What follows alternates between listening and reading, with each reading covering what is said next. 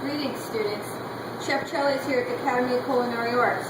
Today I want to show you how to finish your truffles, but first let's start with a quick review of how we make them.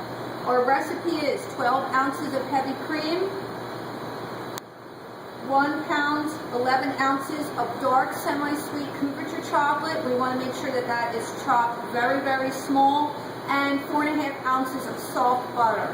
For review, the method is when we see the steam come off of the cream, we're going to add that to the chocolate. We cover that with saran wrap for about 5 minutes, maybe 10. That way we're keeping all the heat in the bowl. When that mixture is approximately 70 degrees or thereabouts, we're going to add the soft butter. Be very careful not to add the butter too quickly. And then you can add any of your flavoring agents, probably about up to a tablespoon of liqueur. Of course, that is depending upon what type you were using. After you have your mixture, then what we do is we spread that out into a half sheet pan that has been prepped with some type of saran wrap or parchment. So, what we have here is we have scooped the truffles from that sheet pan. We're scaling them at 1/4 of an ounce. They've all been scooped. And I just want to go back and show you that after they've been scooped, you really want to take your time and go back and re-roll them. You want nice round truffles here. It's also very important that the interior, which is this part here, be approximately 65 to 68 degrees. If it is too cold, it's going to throw off the temper of the chocolate. So the first thing I'm going to show you to do is our dark semi-sweet chocolate. We brought it up to 88, 90 degrees working temperature.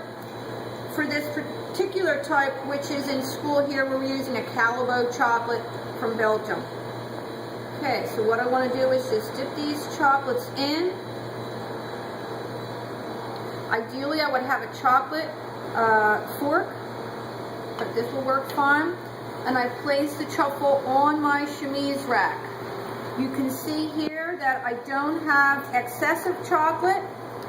If I do, it's interesting, you have to actually put the truffle into the chocolate. You can see that's pulling off extra. You'll note also that I'm working farthest away toward me. Now those are going to sit for a minute or two.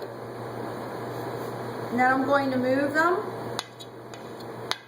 Be very careful when you're working with your chocolate. Remember, we want to keep it nice and neat.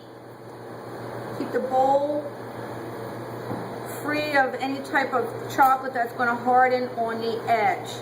In school, I like to share with the students here that I like to do this with, leave the chocolate on a heating pad. That way the chocolate is always going to be nice and cozy, so to speak.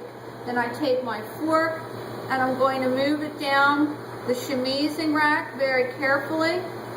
And you'll note here that what I'm trying to do is get that spiked appearance on the truffle.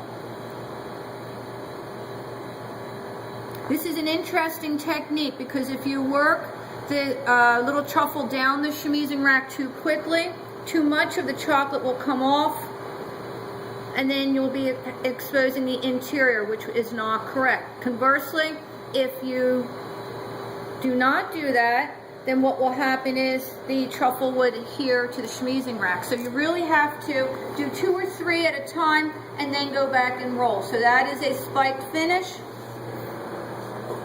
The other one is a hand finished truffle, which I actually prefer. Again, I take a little bit of chocolate in my hand, spin it, and place it, always working farthest away toward me. Make sure you drop it nice and neatly. You don't want to get too much chocolate. And again, you're always maintaining your temper. So these chocolates will have a nice little swerved effect on that. Ideally, or I should say classically, truffles are finished with cocoa powder. Some chefs will add cocoa powder and blend a little bit of confectioner sugar, and that is to give the example of savory truffle. Okay, truffles, good luck.